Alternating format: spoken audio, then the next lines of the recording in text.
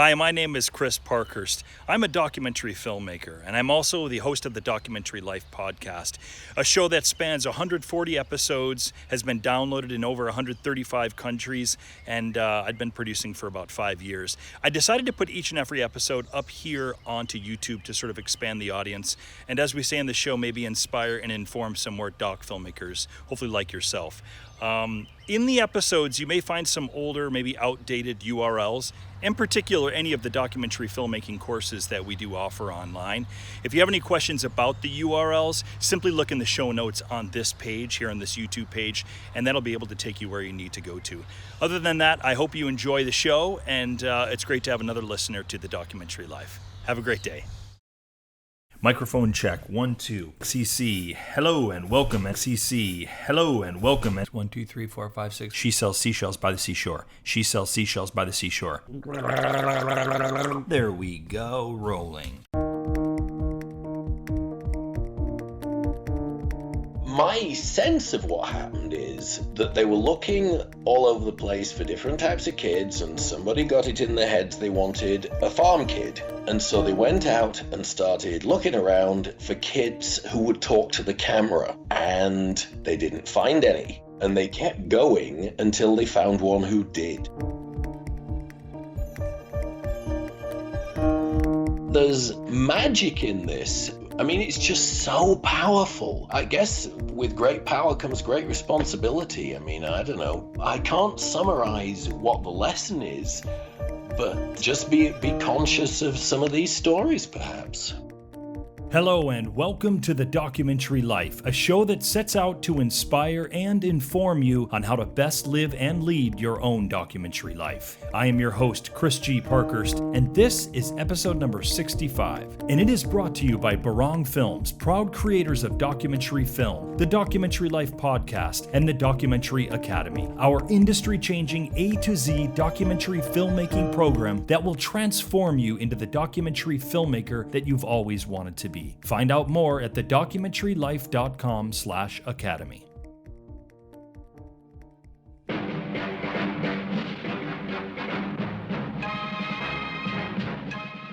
No one can deny the impact that reality television has had on our world, not the least of which happens to be us doc filmmakers. Really, ever since shows like The Real World and Survivor became massive hits and really ushered in a whole era of reality TV, documentaries have increasingly become not only accepted by the mainstream, but they're often now some of the most talked about films or series.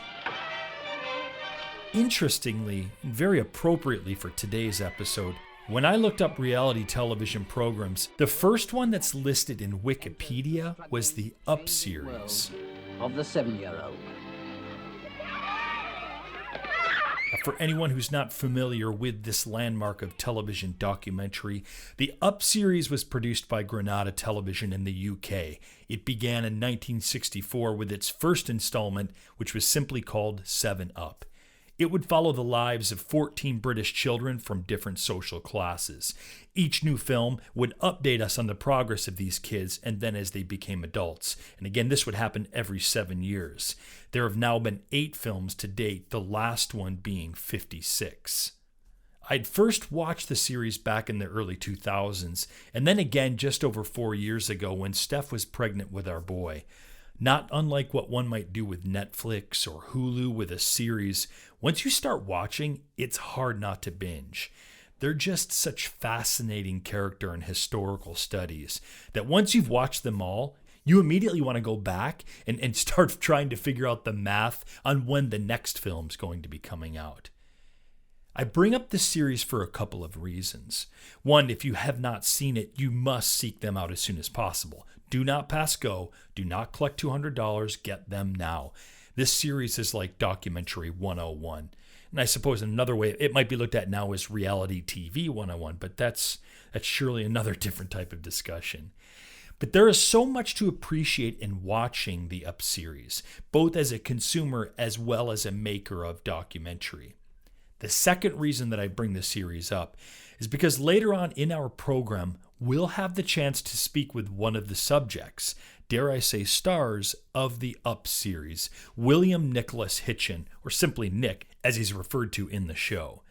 In what will be a first for the documentary life, and possibly anywhere else, we will be looking at documentary from the perspective of someone who is on the other side of the camera. Documentary from the perspective of the subject, if you will. But before we do that, in the spirit of a doc series like Up, which is shot in true Verite style, I'd like to talk a little bit about how we documentary shooters, how we can best approach shooting Verite. So after the break, I'm going to give you 5 ways in which to do just that. Thank you again for joining me today for episode 65 of The Documentary Life.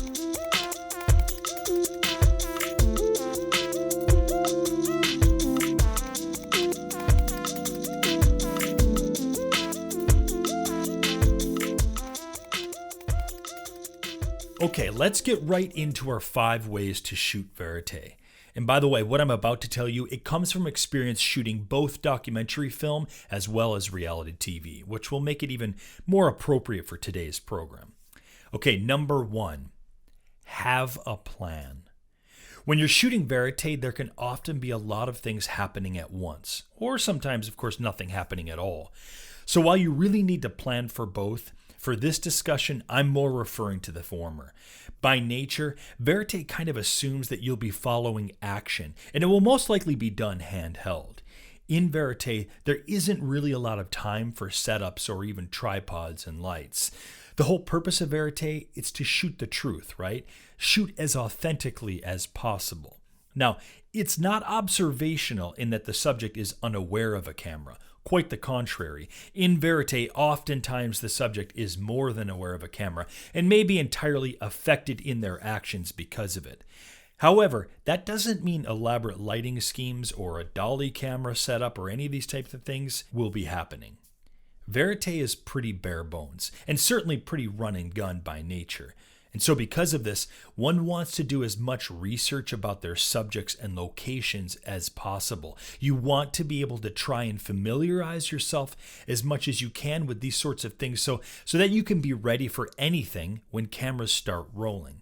For the most part, you're just not going to have time to stop action so that you can, get into a better position to shoot, or so that you can look up a list of questions to ask while you're following action.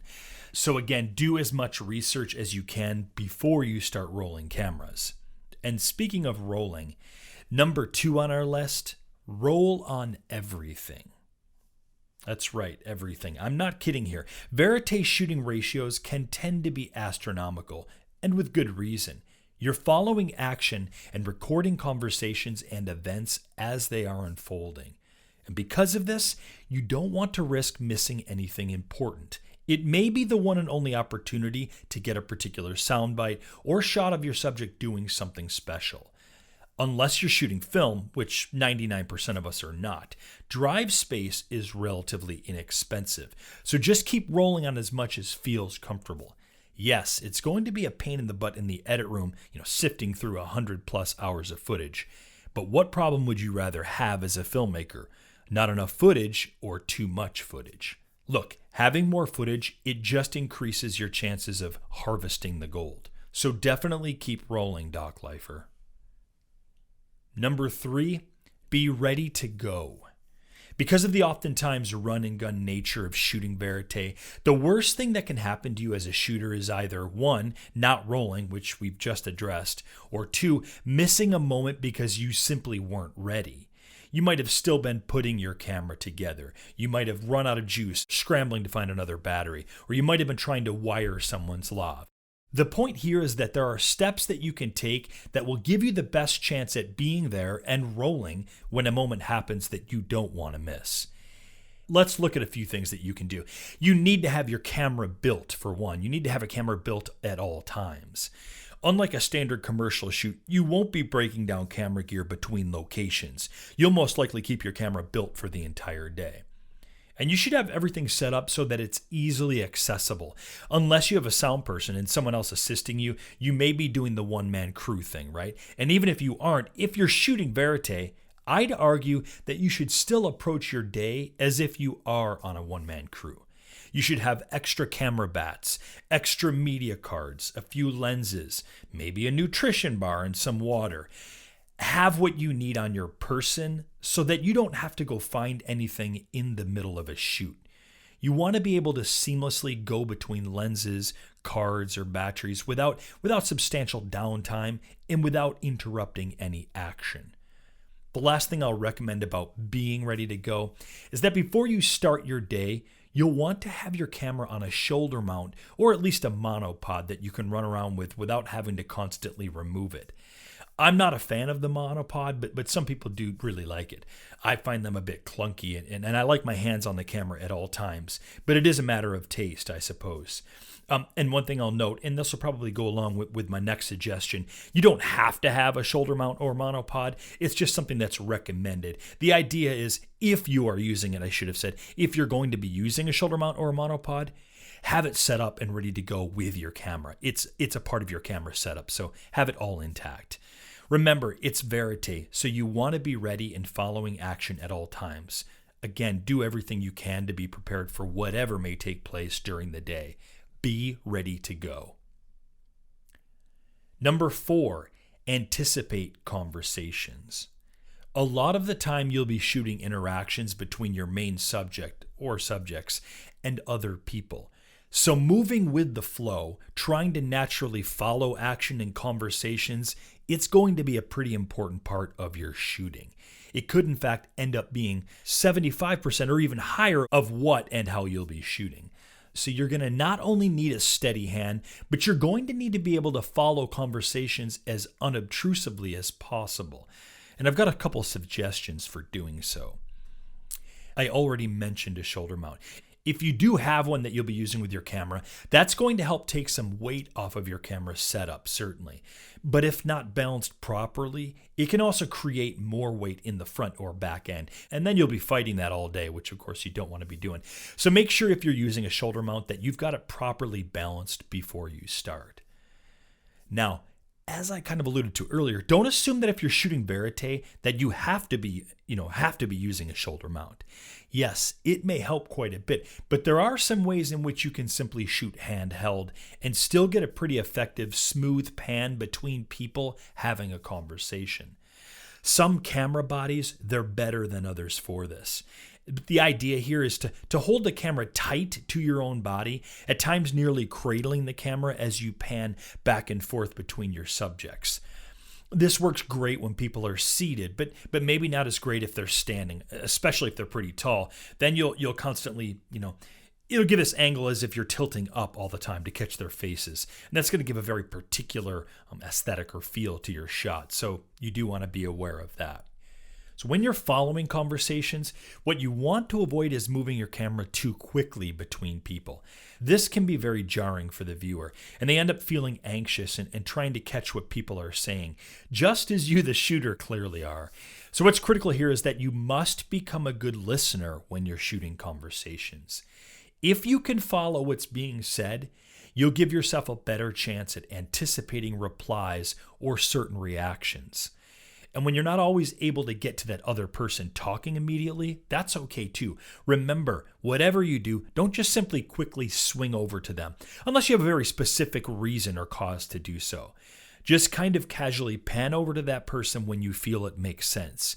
Keep in mind, sometimes hanging on a person who's not talking, it can be just as effective because you're getting their reaction to what's being said. But above all else here, the simplest thing to keep in mind is to listen, listen, listen. If you can become part of the conversation, your natural shooter's intuition, it will take over and you'll get some great shots. Now, the last tip that I'll give you for shooting Verite will also help when you're shooting conversations, and it'll also help you to get a greater amount of action in your frame in focus. And that's to shoot with a deeper depth of field. The most obvious way to do this is to shoot with a wider angle lens. My go-to, and I've heard a lot of you more seasoned doc lifers like to do the same, is to use the 17-55 adjustable lens when I'm going to be shooting Verite. This gives me some decent focal range, and it also allows me to go wide when I need to get more in my frame and I'm having a little trouble getting all that I want in focus.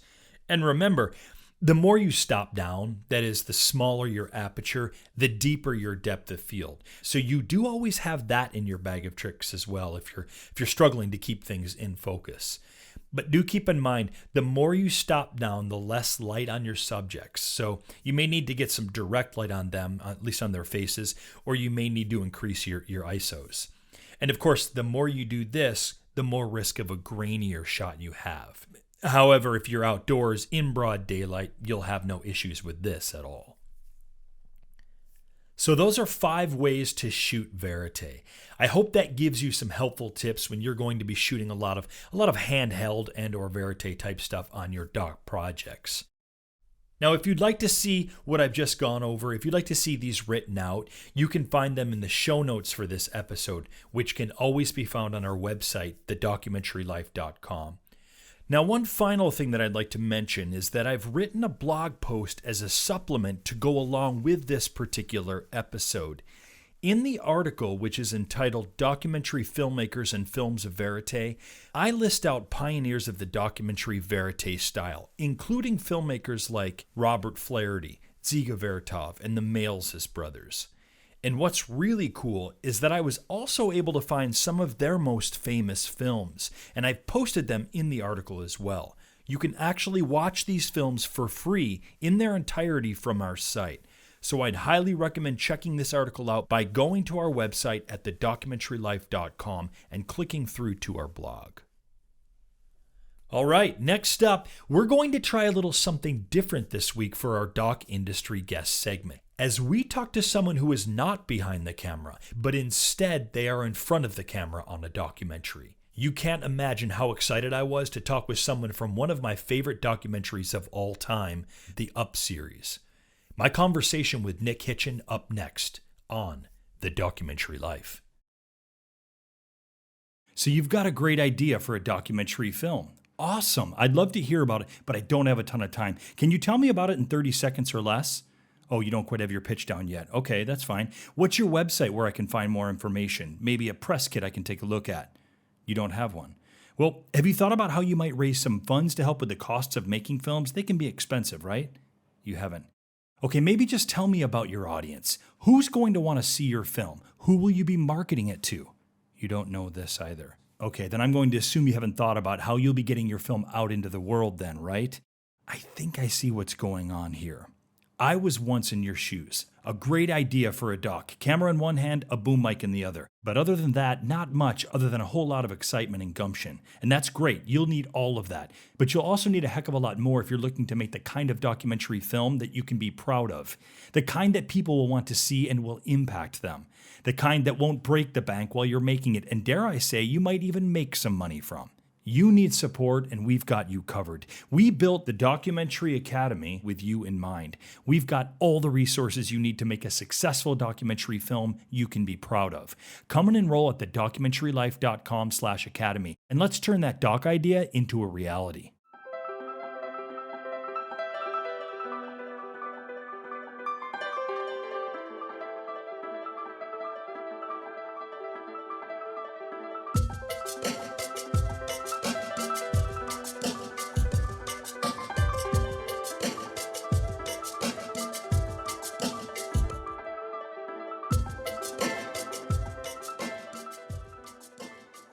We wanted a glimpse of England in the year 2000.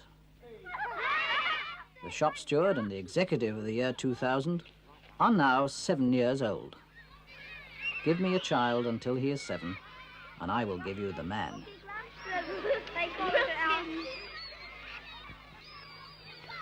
Let's get to know these children.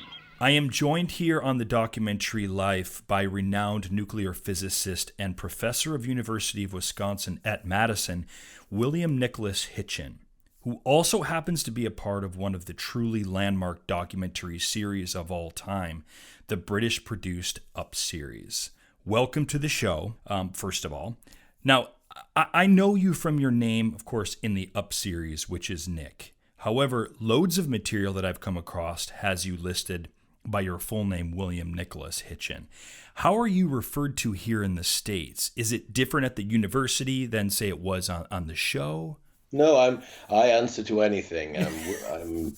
I'm Nick. My father called me Bill.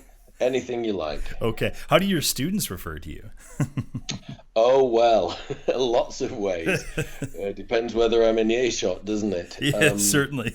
I don't know. I mean, if they don't know me very well, they probably say professor. But once they get, if they've dealt with me, mostly they don't care. They're engineers. They don't stand on ceremony. Right. The reason why I've had you on the show today, Nick, is because I wanted to try something different from what we've done here on the show. And it's actually something I haven't really seen done before. As I explained to you before we started recording, this podcast, which is for documentary filmmakers or those aspiring to be doc filmmakers.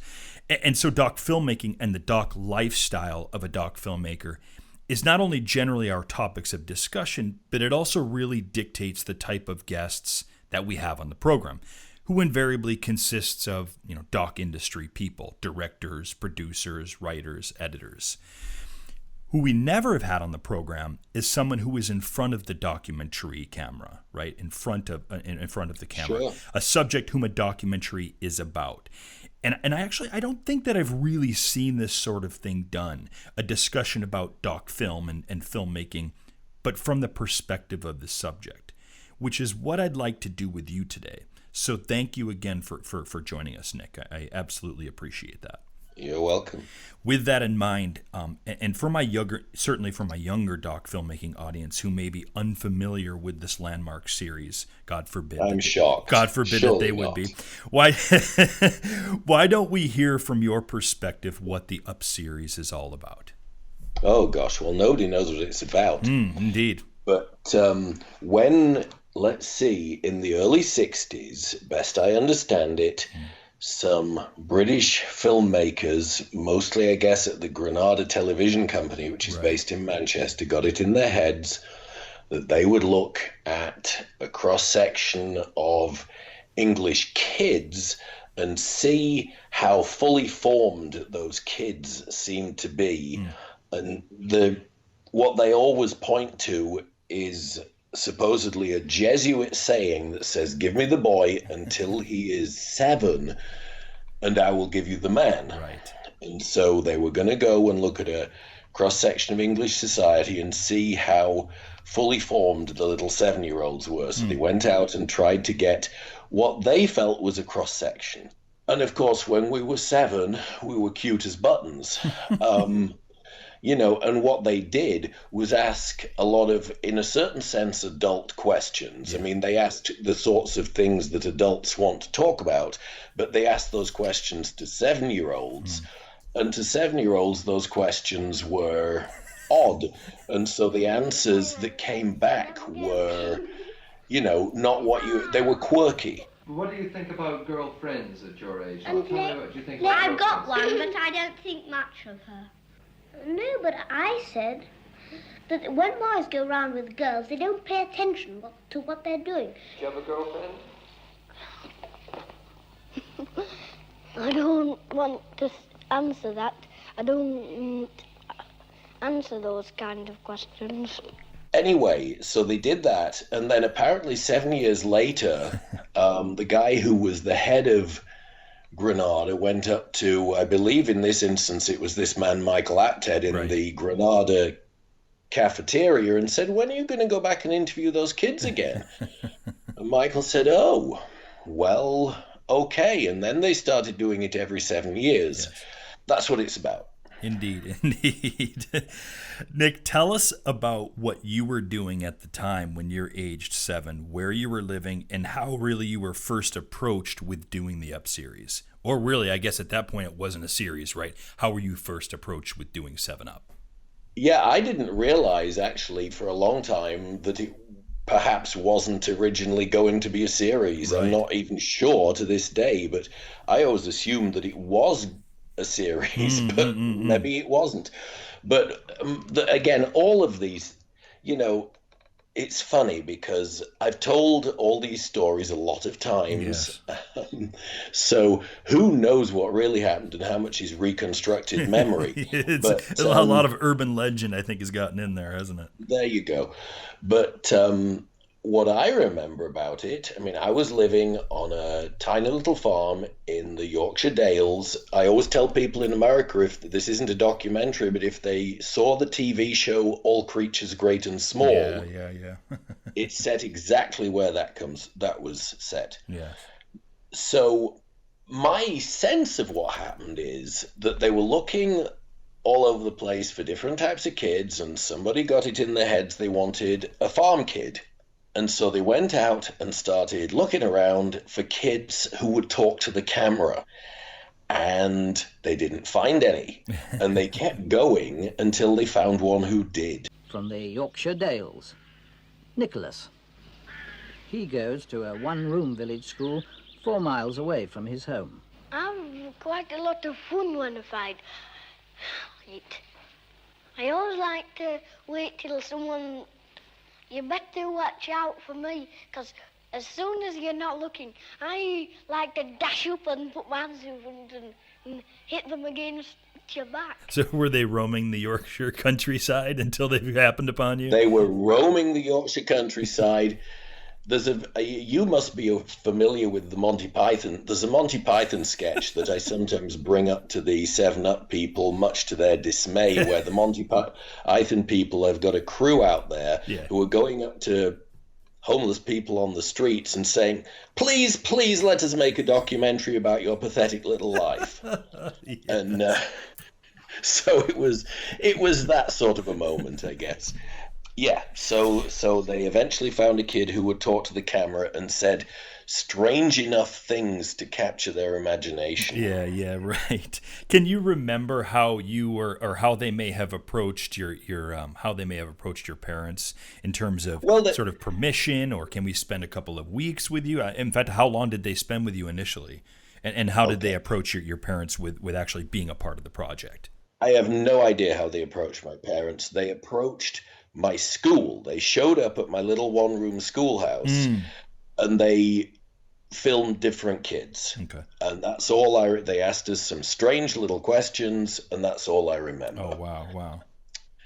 Now, the experience of being filmed has always, I mean, if you're asking about that, has always been one of the most surreal experiences of my life, because I always say that it's 7 days out of every 7 years. Now, that's an exaggeration. It doesn't actually take them 7 days, maybe 4 on average. Okay, right. But they show up, they take over your life, they whisk you around, they have you walk up a hill multiple times. It's always walk up a hill with me. Well, you know where you're from. I think they're just hoping to harken back to that. It's your character now, right? Sure. But then they get to Madison, they have to walk up a hill in Madison, and apparently, the first 5 times you didn't do it right. Yeah. You probably know all about that. But yeah, I mean, to be kind of almost a movie star, but certainly an incredible focus of attention. They ask you these questions about things you generally haven't thought about. How do I feel about such and such? And they're filming all this stuff, and it's very, very intense and very personal and very personally disconcerting, because they're asking you to expose your secrets and the secrets of everybody you know. I mean, the more embarrassing, the better they like it. It seems like that might be the case with Michael Apted. Oh, I would never cast nasturtiums at Michael, but I mean, I think it just is the nature of the beast that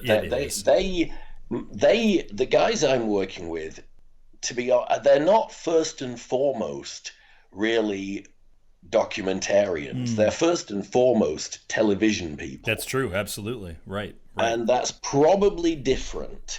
I mean, Michael wants to make good television, and he's very talented, but he's making television. That's right. So if I really embarrass myself, there's a good chance it'll be used. Well, you know what? I'm going to stop you there for a minute, Nick, because you bring up a good point. And by the way, it seems like perhaps somebody like Michael literally was at the forefront of what would become reality TV. Oh, absolutely. Absolutely, right. And we invented it. Yeah, for sure. And notice I say we. Yeah, right. Well, you can. I think you can at this point. I think you are certainly aware of that. With it, yeah. knowing that they're in your life for 4 days, 5 days, 6 days, every 7 years, going through the process of being filmed, how is that affecting your life in those 4 and 5 days, knowing that you're in front of the camera? What's changing? Because, of course, they want this idea of reality. But anybody who has ever been a documentary filmmaker, anybody who's ever worked in TV, anybody certainly who's worked in reality TV knows that it's not even ever generally close to 100% reality. They totally take over. Yeah. I mean, they're not filming me doing my normal life. Right. They said they might come to a class and film me giving a lecture For some B-roll.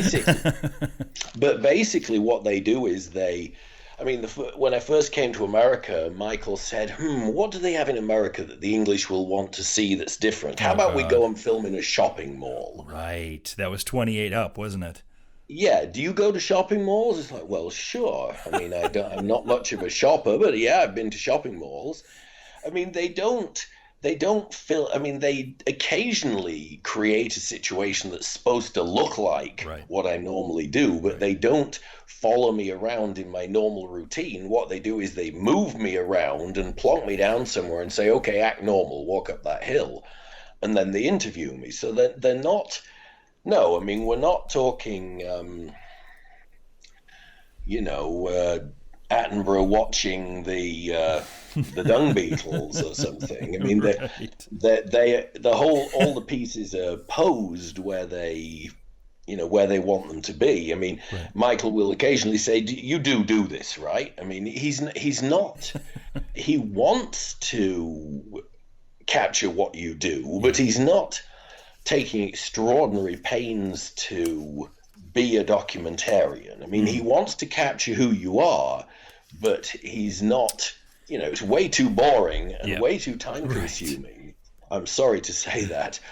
To actually follow you around doing what you do. He shows up, he basically does he's basically doing an interview. Yes. He wants a lot of words, and then the other stuff is backdrop for the words, I guess. Right. You bring up some interesting points, Nick, because it is, even as I introed the show, I referenced it as a landmark documentary series, and it's always kind of considered in some form or another, some words or another, it's something like that, right? And it's interesting to use in this case, certainly with your explanation, it's interesting to use the word documentary in some ways, because a lot of my listeners, including myself, tend to be, I don't want to say a little bit more purist, but... Well, the purist was the word that was inevitably going to come up, wasn't it? It is. And as documentary filmmakers, I think unlike the experience certainly that you're describing, a lot of us as doc filmmakers are spending, infinite amounts of time, loads of time with our subjects. And that's a big part of not only the documentary process, but it's sort of maybe our responsibility as doc filmmakers and our interest, which is to get it sort of right as much as we can. Yeah. Well, that raises lots of other issues too, doesn't it? Because, I mean, on the one, as a physicist, when you measure something, you are very concerned with how much you change it by doing the measurement. Absolutely. And, just to finish a previous thought, because it's just chasing around the back of my head, when they film me for 7 days, they have a distinct tendency to say, okay, we're done, and drop me on the curb. And I'm left literally drop me on the curb. And I'm left literally looking around thinking, what on earth just happened? Wow. And then you go back to just, and you walk back to your place of work and get on with it. And it's a very bizarre experience. But I mean, if you say that you spend, I can understand that you're trying to be careful and get it just right, but the more time you spend with your subject, the more you're interfering with them. And so in that sense, the less realistic. I mean, I always think that when Jane Goodall watched those chimps all this time, and then she eventually reported that they were acted in crazy ways, I'm thinking, of course, well, they did. So would anybody who had this woman staring at them for 25 years. I mean, it's a very interesting thought. I mean, we talk about it a lot here on the program, this idea of no matter what, because your mere presence affects any sort of situation. And so depending on what sort of type of story or type of documentary you're trying to tell, you may want to, as much as you possibly can, minimize your impact. A lot of the work that I tend to do, Nick, a lot of my documentary work has been overseas in developing countries.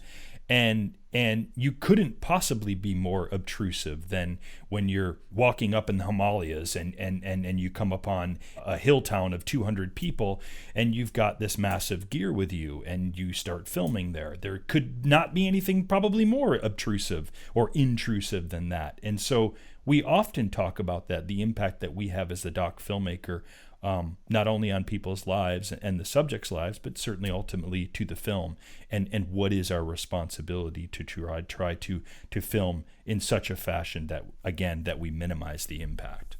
Well, as I say, as a physicist and also as somebody who's right. living my own version of the documentary life, I'm acutely conscious of that too. What are some of the misconceptions that have happened when people view your films? Well, lots of things like that have happened. Yeah. Lots and lots.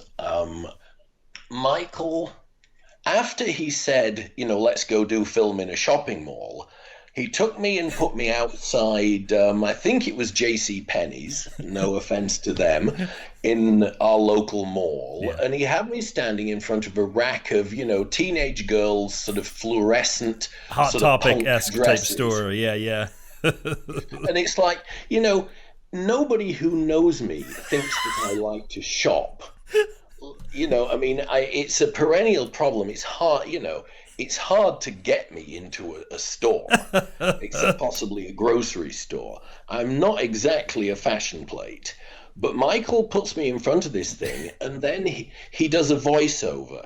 And if there's one thing that I have learnt to fear in this, it's Michael's doing voiceovers. And so the voiceover that comes on is, Nick came to America for a salary of $30,000. And there's me in front of these girls' clothes. So, Michael is always telling a story, and he believes the story, but he's telling the story that's in his head. And, okay, I didn't really get it that this was very negative, but when I read the English newspapers, I got it. Oh, yeah. And next time I went back to England and I'm chatting to people who I have loved for years, they're saying, after a little while, multiple people did a double take and said, wow, you aren't as bad as we thought. We thought, So that was enormously hurtful. Yeah. And it's kind of. But the thing is here, Nick, and I pause here because where does your responsibility lie as the subject? Because you, at this point, and correct me if I'm wrong here, I think this was around 28 up. You've spent time with Michael. You've spent time with the crew. You see the films. You know how people can be portrayed. And is there a moment where you felt? Are you empowered? Maybe the question is this: are you empowered during these times of filming once every 7 years? Are you empowered to say, "Hey, look, this is so entirely inaccurate, and I'm afraid of how you could use this. Don't put me in front of a mall. I don't shop. That's not my thing at all. You can't portray me that way." How does that Michael go? is not being. He doesn't think in his own mind, like all the rest of us. He thinks he's a good guy, and he basically, I think, is a good guy. Right. He didn't. If he had known that he was going to hurt me desperately, he would not have done it. Right. And if I say to him, Michael, please don't use that thing I just said, he generally won't. Okay. No. So, if I say, no, this thing you're asking me to do is not something I would ever do, he will say, okay, then, well, we're not doing it. He doesn't want to do things. He wants to represent us. The biggest thing, there's two things that he does that can be distorting. One is he leaves things out. Sure. Even out of, obviously he does, but by leaving things out, there's a distortion. And the other thing is he summarizes his impressions, and I think he's trying to do it fairly, but he's trying to make it interesting. Yeah. There's always, it's got to be good TV, but he sums things up in voiceovers, and those are very impactful. But no, if I say to him, I thought you started talking about responsibility. I mean, the one place where I take responsibilities, I try very hard not to talk about other people. Yeah, I'll bet. Because, I hate it when people get on TV and they talk about other people and, and judge other people who have no comeback, who are just out there in the audience hearing themselves. Right. And in this thing, especially when you start out with a 6-year-old, there are lots of other people who are vulnerable to what they say. And that's always been my huge concern. Yeah. So that's where I try very hard to take responsibility. I kind of instinctively don't really believe that anybody's watching the film anyway. So I do. Turning to the audience of the documentary life, which is predominantly made up of first and second time doc filmmakers, what can you tell us now, Nick, having been a subject for 50s, almost 60 years at this point? Yeah. What can you tell us about, what sort of suggestions might you have for us in regards to working with our subjects, whether it's spending time with our subjects or how we might conduct interviews? What do you think is something that might be helpful for us to know that we might not know having not been in front of the camera? Wow. Well, that's the most that's the most original question that I've been asked for quite a while around this. I can only ruminate a little bit, okay? I mean, Michael will tell people that he thinks that when he films us, it's just like having a little friendly chat in front of the fireplace. And it's like, how can he possibly think that? Because, first of all, that's not how he does that. He asks people very cutting questions. But secondly, when you're filming somebody and putting it out there, it's not. I mean, that's, this is the very, very strange nature of what I experience is that actually what I experience, apart from having the sound guy pushing something up your sweater and George the cameraman doing strange stuff to you, and then they back off and then they start talking. But setting all that aside, your experience at one level is a little chat, and okay, you're being asked these very personal questions, but there's a strange duality between it being a personal little chat with the few people in the room and the fact it's really nothing like that. And it's going to be magnified and amplified enormously. So there's that's a real disconnect that I have trouble getting my head around at all times.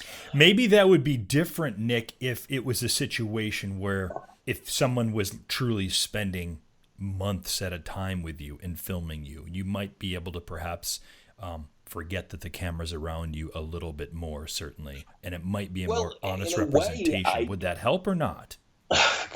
Well, it would drive me bonkers. I don't know. I mean, but it's not the issue that I'm talking about isn't forgetting the cameras, because in some sense I do actually tend to forget the camera rather quickly. It's that I forget the cameras too much, I suppose. I think the biggest thing that I have experienced that people might want to keep in mind is just how very, very much the person making the film is telling the story in their head. And I know this is not going to be new to you because this is what you struggle with all the time. You're trying to be as objective as you can, but whatever you do, if you spend months with the person, you will get a better sense of their story, but you're still going to edit it down to 2 hours or something. Absolutely. There's still a story that we're always keeping in mind. Exactly. You're telling a story that you have in your head. Michael is trying to tell an accurate story. And, I was asked a question once, does he capture my life? And what I said is, it's not exactly my life, but it's somebody's life. I mean, what he captures is a reflection on the human condition. There's no doubt about that. I mean, it's not spot on for me because he can't measure everything. Right. And his voiceovers just reflect his best attempt to summarize what's going on. But yeah, ultimately you're telling a story, and you could have a website where every little bit of your footage was stored and you invite. I mean, I actually wondered about trying to do a project myself where you invite people to, you see, okay, this is a little bit off the subject, but one of the things that is astonishing about the Up series is that it's like time-lapse photography. It is. You get, and prior to that, I don't think it had happened that human lives were seen through time-lapse photography. Right. And it's a perspective on human beings where if you see human beings 7, 14, 21, and you see how they change, if you saw that thousands of times, you would develop an intuition for, a child who's like this at 7 really is likely, most children who are like this at 7, this and this and this is going to lead to that and that and that. Yeah. And that would be, and so I was thinking, wow, wouldn't it be amazing to have people, do their own little compilations of themselves and load them up somewhere, and like one of my favorite artists is that Yorkshireman whose name is going to come to me. Is it David Hockney? And he did this astonishingly brilliant thing where he took lots of small photographs and pinned them to a board to make one large image. Completely off the subject. Never mind. It's quite, I love Hockney's work. I mean, you could have bazillions of little individual 7-ups, and you put them all together. And if people could watch bazillions of these, they'd get an intuition. Okay, so. Well, what were we talking about? Well, you know what though? It's interesting that you say because one might argue that in some ways, with technology and with the internet and with selfies and with social media, it's happening on a daily basis and with a lot of people. Well, I mean, if you want to talk about distorting lenses, we've just gone down the rabbit hole there. Yeah, absolutely. And I would argue that the series that you were part of the success and the beauty of it is, I don't think it nowadays, it's not the sort of thing that you could do nowadays. And the reason being because of the internet, because of social media, because you can actually, the subjects of a new Up series, right? I don't want to say it wouldn't work, or certainly wouldn't be the same, because the fact of the matter is probably half, if not the majority of those subjects, you might be able to find out what they're doing almost on a daily basis, if not even on an hourly basis. And so, right? And so the beauty of this is this happened at kind of the most perfect time that it could happen. And I don't think it could be replicated again. You may or may not be able to. I mean, what I would say is that in like so many things, if you're the first, and certain things don't get invented until it's their moment. And that's right. This was done at the moment when you could first do it, and it was the first time. And if you do it the second time, it's like, yeah. But I mean, what makes it more interesting than something on social media is that there's film going back to 1963, and that's partly the time capsule effect. But you're right, Michael just he wanted to, I mean, ultimately it was about making good TV. That's right. And then that's certainly something I've really learned even, in this conversation. How often are they in contact with you, and when will you know if there's a next one? When do they let you know that, hey, we're going to come start filming? I'll know when I know. Yeah. But it's sort of maybe every couple of years. Yeah. If they do get around to deciding they're going to do it, and everybody is able and willing, and they get a budget, then Claire would get tasked with setting up a schedule. Yeah. And then she'll start calling around. And that could be anything from weeks to 6 months ahead of when they do the interviews, depending on whether you're the first or last person they interview. Right. Okay. I mean, it probably doesn't take 6 months, but it might, because they're doing other things at the same time. Sure.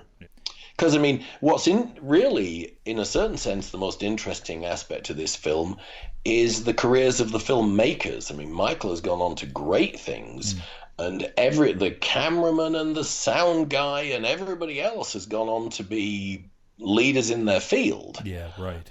So they're all being called back from whatever big things they're doing to this project that they were doing when they were young men and women. Yeah, this passion project that they keep coming back to. Yeah. Although in Michael's case, it is one of the, and in all their cases, it's one of the crown jewels of their careers. Nick, this has been a tremendous conversation. I am so happy to have had you on the program. This is it's amazing that I was able to find you and that you responded. So thank you so much for that. Well, you're welcome. As I always say to people, edit kindly. Yes, exactly. Because you of all people know how that can go. There you go. Any parting words for any of my doc filmmaking audience when they're working with their subjects that you can think of?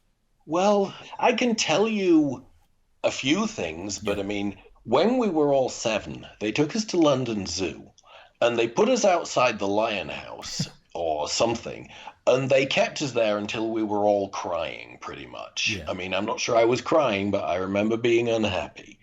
I mean, so try and get that shot the first time. Don't. I mean, especially if you're dealing with children, it's not. I mean, and you can see it if the person is doing this thing for the 5th time, their body language looks more and more unnatural. So, I mean, it sounds stupid, but that's not my favorite thing. In my case, the biggest thing that I feel bad about is anything where I'm being asked to discuss my family and my relatives. Yes. Not fair as far as I'm concerned. I have a story about, I guess I can say this because they used it. At 21, Bruce Baldwin, who is the nicest man in the world, he came up to me and said, I'm really worried that they're going to ask me, and I'm truncating this a bit, that they're going to ask me about sex. And I said, well, Bruce, you just have to be brave. Because they are going to ask you. Well, and so I went up to the researcher at the time, and you can tell how stupid I was. Oh, no. And I said, Margaret, whatever you do, don't ask Bruce about sex. Oh, I almost don't need to tell you the rest of it, Such do I? a no-no, yeah. Yeah, so a little bit later, Bruce comes back to me and he says, now hang on, what must the order have been? The order was that Margaret came back to me and said, we asked Bruce about sex. It was wonderful. And then a bit later I saw Bruce, they asked me about sex. It was terrible. And actually, it was pretty damn good. Bruce comported himself very well. Oh, yeah, He was great. But I mean, you understand. We can't keep away from, certainly with a doc filmmaker, when we're immersing ourselves in our subjects and our subject matters, such a infinite part of our connection for an audience connection with their subject is understanding what is the emotional context that we can connect to, and that's right. Real life matters, so you kind of have to ask those questions. So what would your suggestion be then? Well, I don't have one. I mean, I think you just wish they wouldn't ask you. No, it's not quite that, but it's obviously you have to be extremely conscious that you're treading a fine line between being interesting and riding roughshod over a person's feelings. I mean, let me give you another example. Yeah. I mean, there are lots. Okay. I mean, one of the other guys in the film was from Liverpool. He wasn't, not Neil, who was this delightful 7-year-old, but his friend, I think he's called Paul or something. Yeah. Paul, no, I think maybe it was Peter. It was Peter, I think. That's it, Peter. Yeah. And I mean, so at 21, Peter was on there with his wife. And I mean, this story may give you a few different issues. Yeah. So they ask, one of the things that they do is they stick a microphone under somebody's nose and they say, "Tell me why you chose your spouse." Now, that is really dirty pool. Shooting dirty pool. It really is mean. And one of the reasons it's so very mean is because this is shown in England and America, and the culture around the way you talk about things is so incredibly different. So culturally different. Yeah, I mean, in England, if you say, "My wife is wonderful," you're bragging, and it's really bad. In America, if you say, "Well, she was all right," then that's horrible as well. It because is, you aren't you've said able to say something anything pretty positive negative about your spouse. Yeah. So this very sweet young English woman responded like a good English woman. Yeah. She said, "Well, I don't know. I mean, he's okay." But, she was doing what the English are expected to do. But even to English ears, it sounded like, couldn't you have said something a bit more positive about him? Right. I mean, so there are certain sorts of questions that you may think are fine, but boy, you've got to think hard what you're doing. And well, Nick, are you suggesting that certainly with some of the more personal questions that we ask, be conscious not only of the person, the subject that we're speaking with, but the type of audience that this might be presented to? Absolutely. Yeah. Now, I'm not sure that was my point. Is just the story. It is. And it's like the point of 7-Up. There isn't a single point. The point is look. Yeah. Just look. Just observe. Right? I mean, to a documentarian, that must be the point. And my point is, the point of 7-Up is just look and draw your own conclusions. Yeah. And my point of this story is the story. Look at it and draw your own conclusions. You ask a young English woman to comment on why she chose her husband. It doesn't end well. They weren't together after 7 years. I don't know if that was the reason, but it just felt like there was a connection. That could be very hurtful. There's a lot of there's an effect in someone's personal lives that we need to be aware of. There are huge effects, and they're not always anticipated. No. I mean, Michael asked me a question once. He's asked me many times about my little brother who is deaf. And at one point I talked about that and said, if I used to wish that he wasn't deaf, but then I realized that wishing he wasn't deaf was wishing him away. Yeah. And I got a letter from a woman, and I showed it to Michael. I mean, it brought me to tears. Ugh. She had a child with a handicap, and she apparently found this tremendously helpful. So there's there's magic in this. I mean, it's just so powerful. I guess with great power comes great responsibility. I mean, I don't know. I mean, just think. I don't know I can't summarize what the lesson is, but just be conscious of some of these stories, perhaps. Nick, I can't thank you enough. It's been wonderful having you on the program, and you have given me so much to edit with. I hope you scoundrel, you. All seriousness, I hope I do it justice, and I hope you do too. Yes. Gosh, all right. It was fun talking to you.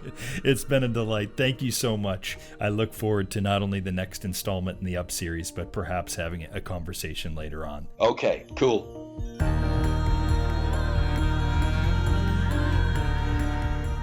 Hey, can I ask a quick favor? If you found this podcast helpful in living your doc life or making your doc film, will you help us share it with more people by giving us a stellar review on whichever platform you use to listen to this podcast? We'd really appreciate it, and you'll be helping the doc filmmaking community find us. Thanks again for listening, and we'll see you in the next episode.